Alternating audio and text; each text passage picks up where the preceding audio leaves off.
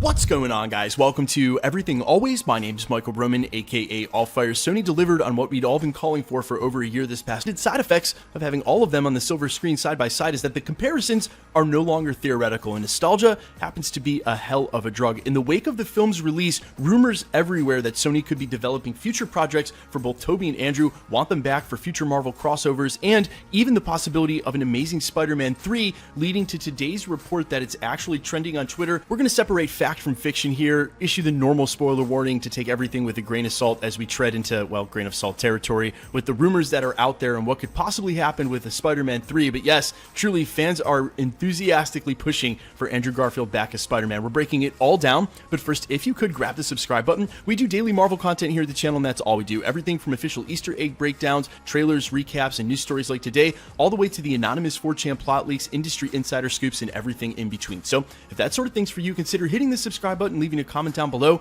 That'll automatically enter you for all our giveaways, including the PlayStation 5 we're giving away at 920,000 subscribers. Again, all you got to do, hit the sub button, leave a comment down below, and if you want, stick around to the end of the video. We'll get into all the giveaway stuff again there. So as I mentioned, moments ever seen on the screen, including Tony Stark, would all be up for grabs in that movie to come back because, well, it's Battleworld, it's a fractured multiverse, everything's in play. And if you haven't read those stories, don't worry, we're going to be breaking down Battleworld and Secret Wars in its entirety over the next couple of years as we lead into that inevitable crossover. What's also been rumored, both pre and post the release of Spider-Man No Way Home, is that Sony may be interested in developing solo villain films, not only for the ones they've already started in the more modern universe. Seems like more fuel for the fire. All these industry insider reports, it's possible we could get the Amazing Spider-Man 3. But taking a step back for just a second and thinking about this on a bigger picture, you want one main Spider-Man to cross these villains over with. It's very obvious to me that the Morbius upcoming film that seems to exist in the confluence of universes, Venom, Tom Hardy's iteration, the upcoming Craven film, they eventually want a modern Sinister Six to cross over against Tom Holland's Spider-Man. Now, is Spider-Man's IP big enough to support two leading men?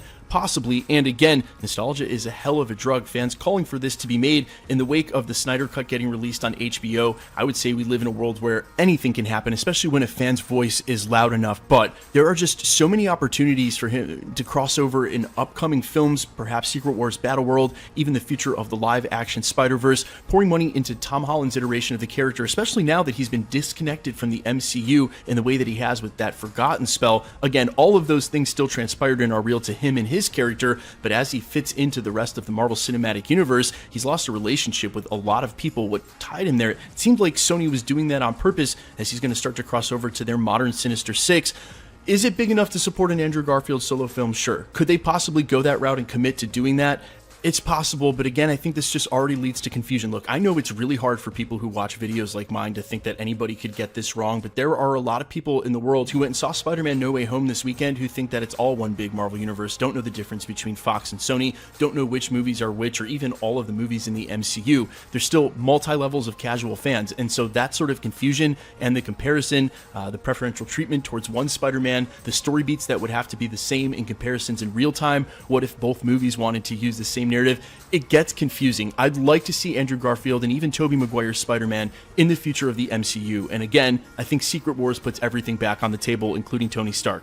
But anything short of that, it's very hard for me to believe that Sony would step up and commit to making a third The Amazing Spider-Man film. How much money, time, and effort that takes when they have a leading man in Tom Holland already that's been as successful as he has, and he hasn't already crossed over with Venom, Morbius, Craven, or any of these other villains and characters we know that they're developing, like Spider-Woman and the rest of those films that are sort of in conjunction with Marvel Studios, that has Kevin Feige's at least overview in some way as they're trying to weave these stories together. So for me, it seems like such a long shot regardless of what the fans are calling for, but hey, never say never. We just saw all three Spider-Men back on the silver screen in Spider-Man No Way Home.